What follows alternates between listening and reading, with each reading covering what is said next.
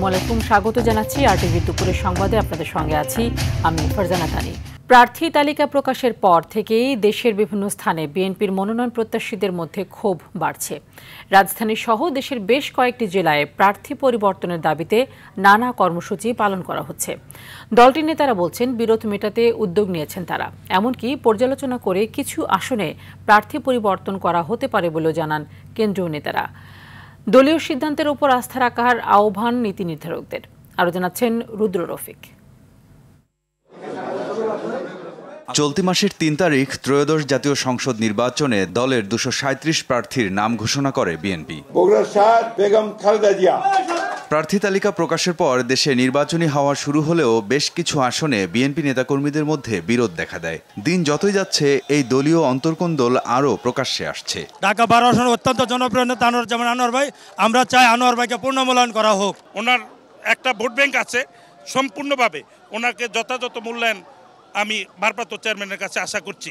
প্রাথমিকভাবে মনোনীত প্রার্থী বাতিলের দাবিতে রাজধানী ঢাকাসহ বেশ কিছু জেলায় মিছিল, সমাবেশ, মানববন্ধন, সড়ক অবরোধ কিংবা বিক্ষোভের মতো কর্মসূচি পালন করা হচ্ছে। কিছু জায়গায় সংঘাতেও জড়িয়েছেন নেতাকর্মীরা। ২০১৮ সালে দল আমাকে মনোনয়ন দেয়, সেই দুঃসময়েও বাংলাদেশের দ্বিতীয় সর্বোচ্চতম ভোট পেয়েছিলাম। সবচেয়ে বড় কথা, দলের দুঃসময় আমাদের বাবার এবং আমারও অবদান দল অবশ্যই বিবেচনা করবে এবং বিবেচনা করে এই আসনটি পুনর্বিবেচনা করবে। আমি এখনো আশাবাদী। দলের নীতি নির্ধারকরা বলছেন, অভ্যন্তরীণ বিরোধ মেটাতে কাজ করছেন তারা। ২৩৭টার মধ্যে ৫-৭টি আসনে কিছুটা মনক্ষুণ্ণ হতেই পারে। অতীতের তুলনায় এই সংখ্যা অনেক কম। ২-১টি ক্ষেত্রে যদিও অ্যানোমালি থাকে, সেটি আবার আমরা বসে মনোনয়ন বোর্ড নতুনভাবে চিন্তাভাবনা করবে, আমাদের অ্যাক্টিং চেয়ারম্যান আবার পুনর্বিবেচনা করবেন।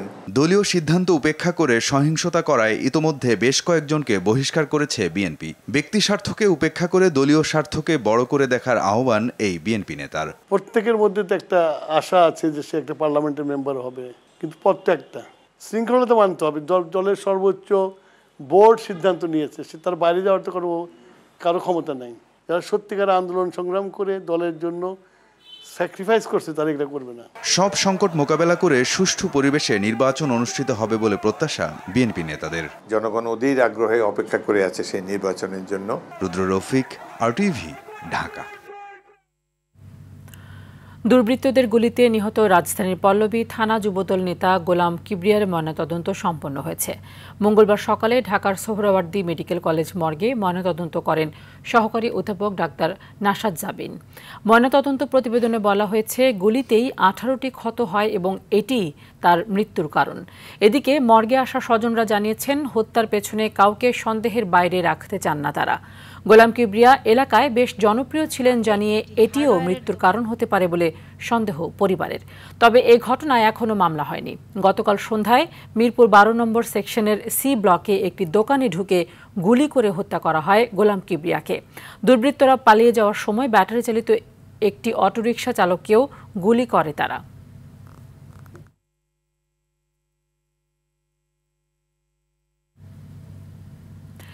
এদিকে পল্লবীতে যুবদল নেতা কিবরিয়া হত্যাকাণ্ড কোনো বিচ্ছিন্ন ঘটনা নয় বলে মন্তব্য করেছেন জাতীয়তাবাদী যুবদল সভাপতি মোনায়েম মুন্না। তিনি বলেন, মব কালচার নিয়ন্ত্রণে সরকারের দুর্বলতা ও আইনশৃঙ্খলা বাহিনীর নিষ্ক্রিয়তার কারণে এই হত্যাকাণ্ড।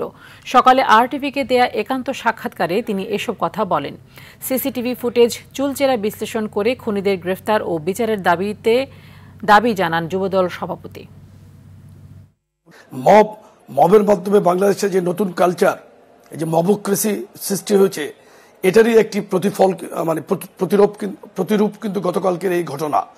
এটাকে বিচ্ছিন্নভাবে দেখার কোনো সুযোগ নেই। আপনার অবিলম্বে আমরা প্রশাসনকে আহ্বান জানাই, সিসিটিভি ফুটেজ দেখে চুলচেরা বিশ্লেষণ করে খুনি যারাই হোক তাদেরকে অবিলম্বে গ্রেফতার করা হোক। শেখ হাসিনা সহ অন্য আসামিদের এখনই দেশে ফিরিয়ে আনা সম্ভব নয়। এর জন্য প্রয়োজন ইন্টারপোল সহ আন্তর্জাতিক সহযোগিতা, এমনটাই বলছেন রাজনৈতিক বিশ্লেষকরা। এদিকে হাসিনার রায় ইস্যুতে বাড়তে পারে রাজনৈতিক অস্থিরতা, আগামী জাতীয় নির্বাচনেও পড়বে তার প্রভাব। তাই রাষ্ট্রীয় নিরাপত্তা ব্যবস্থা নির্বিঘ্ন রাখতে আইনশৃঙ্খলা বাহিনীকে কঠোর হওয়ার তাগিদ তাদের। সর্দার রাজীবের প্রতিবেদনে বিস্তারিত। 2024-এর জুলাই আগস্টে সংঘটিত গণহত্যার দায়ে মানবতাবিরোধী অপরাধের মামলায় ক্ষমতাচ্যুত প্রধানমন্ত্রী শেখ হাসিনা ও সাবেক স্বরাষ্ট্রমন্ত্রী আসাদুজ্জামান খান কামালকে মৃত্যুদণ্ডের নির্দেশ দিয়েছে আন্তর্জাতিক অপরাধ tribunal. We have decided to inflict her with only one sentence, that is sentence of death. সোমবার রায় ঘোষণার পর রাজধানী সহ দেশের বিভিন্ন জায়গায় আনন্দ মিছিল করে ছাত্র জনতা। এ সময় আসামিদের ফিরিয়ে এনে দ্রুত রায় কার্যকরের দাবি জানান তারা। ভারতের সাথে বাংলাদেশের যে বন্দি বিনিময় চুক্তি আছে সেই চুক্তির আওতায় শেখ হাসিনাকে বাংলাদেশের মাটিতে এনে ফাঁসির রায় কার্যকর করা হোক। সেই আনন্দটা আমরা সেই দিনই করতে পারবো যেদিন এই রায়টা বাস্তবায়িত হবে। রায় হয়েছে এবং এটা যদি কার্যকর হয় আমরা আরো বেশি খুশি হব। শেখ হাসিনা সহ পলাতক আসামিদের দেশে ফিরিয়ে আনতে প্রয়োজন হবে রাজনৈতিক তৎপরতার পাশাপাশি আন্তর্জাতিক রাজনৈতিক সদিচ্ছা, বলছেন বিশেষজ্ঞরা। আন্তর্জাতিক সহযোগিতার মাধ্যমে যদি তাকে আনানোর চেষ্টা করা যায়, সেই চেষ্টাটা অব্যাহত রাখা উচিত। এট দি সেম টাইম বাইলেটারালি কূটনৈতিক ভাবে ভারতের কাছে আমাদের চিঠি লেখা যেতে পারে, তাদের কাছে যাওয়া যেতে পারে। এদিকে এ রায়কে কেন্দ্র করে রাজনৈতিক অস্থিরতা বাড়ার শঙ্কা করে এই রাষ্ট্রবিজ্ঞানী বলছেন, আগামী নির্বাচনকে নির্বিঘ্ন করতে সরকারকে কঠোর হতে হবে। গুরুত্বপূর্ণ এখানে যে এই রায়কে কেন্দ্র করে আমরা যে আগামীতে যে নির্বাচনের কথা বলছি, আমরা যে ফেব্রুয়ারি মাসে আমাদের যে জাতীয় নির্বাচন হবে এবং এই নির্বাচন দেশের জন্য খুবই গুরুত্বপূর্ণ। যে নির্বাচনের মধ্য দিয়ে জুলাইয়ের যে চেতনা, জুলাইয়ের যে চার্টার তৈরি করা হয়েছে, সনদ তৈরি করা হয়েছে এবং আগামীর বাংলাদেশকে যেভাবে নির্মাণ করার কথা বা চিন্তা করা হচ্ছে, তো সেই নির্বাচনের জায়গাটিতে যেন কোনো ধরনের বাধা তৈরি না হয়। 2024 সালের 5 আগস্ট পতনের পর থেকে ভারতে অবস্থান করছেন শেখ হাসিনা সহ নিষিদ্ধ আওয়ামী লীগের বেশিরভাগ নেতাকর্মী। সর্দার রাজীব, RTV, ঢাকা। জাতীয় নিরাপত্তার স্বার্থে মানবতাবিরোধী অপরাধের মামলায় দণ্ডিত ক্ষমতাচ্যুত প্রধানমন্ত্রী ও আওয়ামী লীগ সভাপতি শেখ হাসিনার বক্তব্য ও বিবৃতি প্রচার না করতে গণমাধ্যমকে নির্দেশ দিয়েছে জাতীয় সাইবার নিরাপত্তা এজেন্সি। সোমবার ডাক, টেলিযোগাযোগ ও তথ্য প্রযুক্তি মন্ত্রণালয়ের জনসংযোগ বিভাগ থেকে পাঠানো এক বিজ্ঞপ্তিতে এই নির্দেশনা দেওয়া হয়। বিজ্ঞপ্তিতে বলা হয়, দেশে কিছু প্রিন্ট ও ইলেকট্রনিক সংবাদ মাধ্যম এবং অনলাইন নিউজ পোর্টাল দণ্ডপ্রাপ্ত এবং পলাতক আসামি শেখ হাসিনার বক্তব্য ও বিবৃতি প্রচার করছে, যা দণ্ডপ্রাপ্ত এবং পলাতক আসামিদের বক্তব্য প্রচার সাইবার সুরক্ষা অধ্যাদেশ 2025-এর নিয়মাবলীর পরিপন্থী। এদিকে জুলাই গণ অভ্যুত্থানে রংপুরের বেগম রোকেয়া বিশ্ববিদ্যালয়ের শিক্ষার্থী শহীদ আবু সাইদ হত্যার ঘটনায় মানবতাবিরোধী অপরাধের মামলায় 15তম দিনের সাক্ষ্য গ্রহণ শুরু হয়েছে। আন্তর্জাতিক অপরাধ ট্রাইব্যুনাল 2-এ বিচারপতি নজরুল ইসলাম চৌধুরীর নেতৃত্বাধীন 3 সদস্যের বিচারিক প্যানেলে এই সাক্ষ্য গ্রহণ চলছে। চোরাচালানের মাধ্যমে স্বর্ণ ও হীরা সংগ্রহ করে অবৈধ পথে অর্জিত 678 কোটি টাকা মানি লন্ডারিংয়ে প্রাথমিক সত্যতা পাওয়ায় ডায়মন্ড ওয়ার্ল্ডের মালিক দিলীপ কুমার আগরওয়ালের বিরুদ্ধে মামলা দায়ের করেছে সিআইডির ফিনান্সিয়াল ক্রাইম ইউনিট। মঙ্গলবার সিআইডি থেকে এই তথ্য নিশ্চিত করা হয়েছে। গত 2024 সালের 29 সেপ্টেম্বর সিআইডি ঢাকার financial crime unit diamond world লিমিটেডের আর্থিক লেনদেন পর্যালোচনা করে অনুসন্ধান শুরু করে। প্রতিষ্ঠানটি স্থানীয় বাজার থেকে চোরাচালানের মাধ্যমে স্বর্ণ ও হীরা সংগ্রহ করে অবৈধভাবে অর্থ উপার্জন করেছে।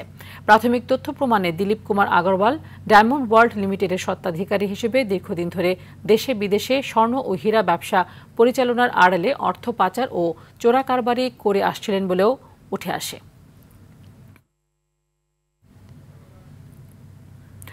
রাজধানীর শ্যামপুর ভাঙারি বাড়ি থেকে 3টি বিদেশি পিস্তল, 60 রাউন্ড গুলি ও মাদকসহ 3 জনকে গ্রেফতার করেছে ঢাকা মহানগর গোয়েন্দা পুলিশ। আসামিরা মাদকের পাইকারি ব্যবসায়ী। তাদের আস্তানা থেকে 800 পিস ইয়াবা, 8 কেজি গাঁজা উদ্ধার করা হয়। সকালে রাজধানীর মিন্টো রোড ডিএমবি মিডিয়া সেন্টারে সংবাদ সম্মেলনে এসব তথ্য জানান ডিবির রমনা জোনের ডিসি মোহাম্মদ আমির খসরু। বলেন, মাদক ব্যবসার সাম্রাজ্য টিকিয়ে রাখতে অস্ত্র ব্যবহার করে আসামিরা। এসব অস্ত্র বিভিন্ন অপরাধ সংঘটিত করতে ব্যবহার হচ্ছে, এমনকি ভাড়াও দেওয়া হয়। ডিবি পুলিশ বলছে, তদন্ত করে দেখা হবে 5 আগস্টের পর পুলিশের লুট হওয়া অস্ত্র এর মধ্যে আছে কিনা। আসামিদের নামে এর আগেও অস্ত্র মাদক মামলা আছে।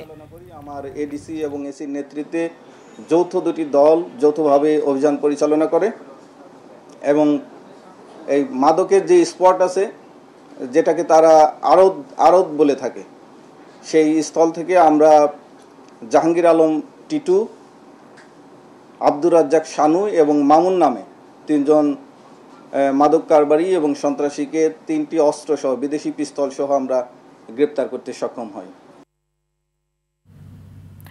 ত্রয়োদশ জাতীয় সংসদ নির্বাচনকে সামনে রেখে আজ চূড়ান্ত ভোটার তালিকা প্রকাশ করতে যাচ্ছে নির্বাচন কমিশন। খসড়া তালিকা অনুযায়ী 12,76,12,384 জন নাগরিক ভোটার তালিকায় অন্তর্ভুক্ত রয়েছেন। আজকে চূড়ান্ত ভোটার তালিকায় ভোটার সংখ্যা কিছুটা বাড়তে পারে বলে জানা গেছে। চূড়ান্ত ভোটার তালিকায় ভোটাররা আসন্ন নির্বাচনে ভোট দেওয়ার সুযোগ পাবেন। এর আগে গত 3 নভেম্বর হালনাগাদ খসড়া ভোটার তালিকা প্রকাশ করেছিল ইসি। এদিকে নির্বাচনকে সামনে রেখে বুধবার বিএনপি, জামায়াত সহ এনসিপি এবং 12টি রাজনৈতিক দলের সাথে সংলাপে বসতে যাচ্ছে নির্বাচন কমিশন। রাজধানীর আগারগাঁওয়ে নির্বাচন ভবনের সম্মেলন কক্ষে প্রধান নির্বাচন কমিশনার এএমএম নাসির উদ্দিনের সভাপতিত্বে এই সংলাপ অনুষ্ঠিত হবে।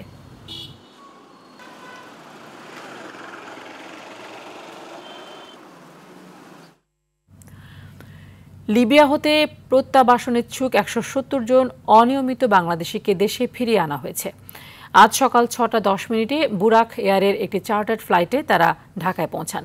লিবিয়াস্থ বাংলাদেশ দূতাবাস, পররাষ্ট্র মন্ত্রণালয় এবং প্রবাসী কল্যাণ ও বৈদেশিক কর্মসংস্থান মন্ত্রণালয়ের মাধ্যমে লিবিয়া সরকার ও আন্তর্জাতিক অভিবাসন সংস্থার সহযোগিতায় তাদের দেশে ফিরিয়ে আনার হয়। সমুদ্রপথে অবৈধভাবে ইউরোপ গমনের উদ্দেশ্যে মানব পাচারকারীদের প্ররোচনা ও সহযোগিতায় লিবিয়ায় অনুপ্রবেশ করেছিলেন তারা। তখন বিভিন্ন সময় অপহরণ ও নির্যাতনের শিকার হয়েছিলেন বলে অভিযোগ রয়েছে।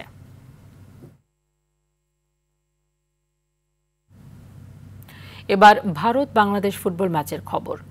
বহুল প্রতীক্ষিত ভারত বাংলাদেশ ফুটবল ম্যাচ আজ। এএফসি এশিয়ান কাপের রেস থেকে বাদ পড়া দুই দলের বাছাই ম্যাচ হলেও সব ছাপিয়ে এই ম্যাচে ফিরে আসছে খেলার মাঠে প্রতিবেশী দেশ দুটির রাইভালরি।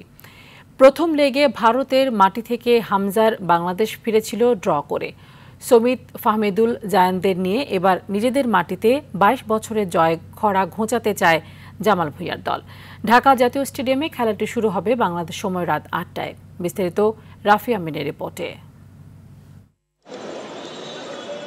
দীর্ঘ 22 বছর বাংলাদেশের বিপক্ষে অপরাজিত ভারত, সে আক্ষেপ ঘুচাতে এবার প্রস্তুত বাংলাদেশ। প্রস্তুত হামজা, সমিত, ফাহমিদুল, জামালরা। তবে লক্ষ্য সরল হলেও অর্জন করতে হলে দিতে হবে কঠিন পথ পাড়ি। সাম্প্রতিক ম্যাচগুলোতে শেষ মুহূর্তের গোলে জয় বঞ্চিত হতে হয় বাংলাদেশকে। তাই 90 মিনিট ফোকাস ধরে রাখাই মূল চ্যালেঞ্জ বাংলাদেশের সামনে। হ্যাঁ, অবশ্যই আমরা আত্মবিশ্বাসী যে আমরা জিততে পারবো। দল দিন দিন ভালো করছে। আমরা এখন বড় দলগুলোর সাথেও আধিপত্য বিস্তার করে খেলতে পারছি, তাই জয় আসবেই। ভারতের বিপক্ষে ম্যাচ নিয়ে অবশ্য আত্মবিশ্বাসী অধিনায়ক জামাল। সাম্প্রতিক সময়ে বাংলাদেশের সংগঠিত হওয়ার পাশাপাশি ভারতের দুর্বলতা। বাংলাদেশ অধিনায়কের মতে সব দিক বিবেচনায় এবারই ভালো সুযোগ তাদের হারানোর। এখন যে অবস্থা ইন্ডিয়া আছে, it's not the best, so এইখানে আমরা ক্যাপিটালাইজ করতে পারি। So they are not in the best moment, so I think এটা আমার জন্য পজিটিভ। যদিও ভারতও ধারাবাহিকতা ধরে রাখতে বদ্ধপরিকর, তবে তারা জানে প্রতিপক্ষ দলে যখন হামজা, সমিতদের মতো নাম, তখন অতীত সমীকরণটা কেবল কাগজে কলমেই সীমাবদ্ধ।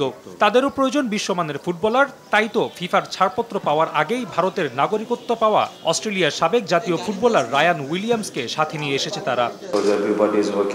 হ্যাঁ, অবশ্যই চাপ আছে। সবাই এই ম্যাচের গুরুত্ব জানে। খেলোয়াড়দের তাদের দায়িত্ব নিতে হবে। ইতিবাচক ফলাফল পেতে হলে সবাইকে কঠোর পরিশ্রম করতে হবে। দুই দেশের 29 বারের দেখায় ভারতের বিপক্ষে কেবল 3 বার জয় তুলে নিতে পেরেছে বাংলাদেশ। হামজা পরশ পাথরে বদলে যাওয়া বাংলাদেশ এবার পরিসংখ্যানের পরিবর্তন শুরু করতে চায় ভারতের বিপক্ষে এই ম্যাচ দিয়েই। তবে দুই কোচই মনে করেন তারাই শেষ হাসি হাসবে যারা দক্ষিণ এশিয়া ডার্বি খ্যাত ম্যাচটির চাপ সামলিয়ে স্বাভাবিক খেলা খেলতে পারবে। রাফি আমিন, RTV। গাজীপুরের টঙ্গীতে অগ্নিকাণ্ডে 6টি পাট ও প্লাস্টিকের বস্তার গুদাম পুড়ে গেছে। মঙ্গলবার ভোর 6টার দিকে স্থানীয় বউবাজার এলাকায় এই দুর্ঘটনা ঘটে। খবর পেয়ে ফায়ার সার্ভিসের 3টি ইউনিট 1 ঘণ্টা চেষ্টায় আগুন নিয়ন্ত্রণে আনে। প্রত্যক্ষদর্শীরা জানিয়েছেন, ভোর 6টার দিকে হঠাৎ আগুন দেখতে পেয়ে ফায়ার সার্ভিসে খবর দেন তারা। Tongi fire service and civil ডিফেন্সের senior station officer Shahin Alam জানান, আগুনে হতাহতের কোনো ঘটনা ঘটেনি। আগুন লাগার কারণ ও ক্ষতির পরিমাণ তদন্ত সাপেক্ষে জানা যাবে বলেও জানিয়েছেন তিনি।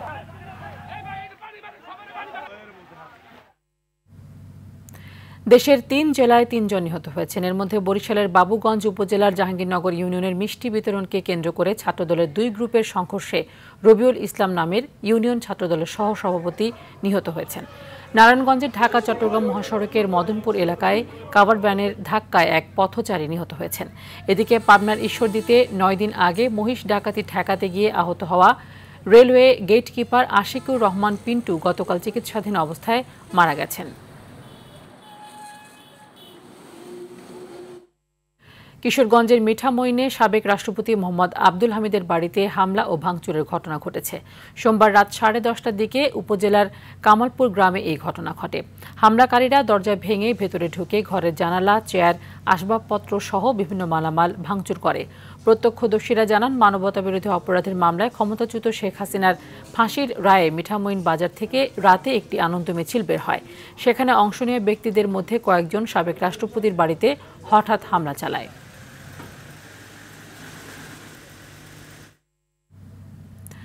চট্টগ্রাম নগরে যত্রতত্র ঝুঁকি নিয়ে রাস্তা পারাপার হচ্ছেন পথচারীরা। জেব্রা ক্রসিং থাকলেও তা দৃশ্যমান না থাকায় বাড়ছে হতাহতের ঘটনা। অনেক স্থানে ফুট ওভারব্রিজ না থাকায় ব্যস্ত সড়কে ঝুঁকি নিয়ে পার হচ্ছে মানুষ। স্থানীয়দের অভিযোগ, কিছু সংখ্যক ফুট ওভারব্রিজ থাকলেও ব্যবহার অনুপযোগী হওয়ায় ভোগান্তিতে নগরবাসী। চট্টগ্রাম থেকে সাইফুল মাহমুদের পাঠানো তথ্য ও চিত্রে আরও জানাচ্ছেন লিওন আজাদ।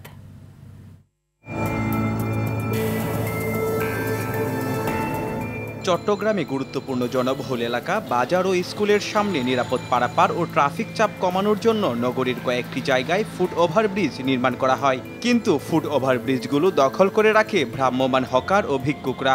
এদিকে ৮০ লক্ষাধিক জনসংখ্যার এ নগরীতে ক্রমাগত বাড়ছে যানবাহন। ঝুঁকি নিয়ে নিচ দিয়ে সড়ক পার হওয়ায় বাড়ছে যানজট, প্রায় ঘটছে দুর্ঘটনা। বিশ্ব স্বাস্থ্য সংস্থার সড়ক নিরাপত্তা বিষয়ক বৈশ্বিক প্রতিবেদন বলছে, সড়ক দুর্ঘটনার অন্যতম কারণ মূল সড়কের ওপর দিয়ে পথচারীদের রাস্তা পারাপার। কিন্তু চট্টগ্রাম নগরীর অনেক স্থানে ফুট ওভারব্রিজ থাকলেও সে পথে চলাচলের আগ্রহ নেই কারো। আবার কিছু স্থানে ফুট ওভারব্রিজ না থাকায় ব্যস্ত সড়কে ঝুঁকি নিয়ে পার হচ্ছেন পথচারীরা।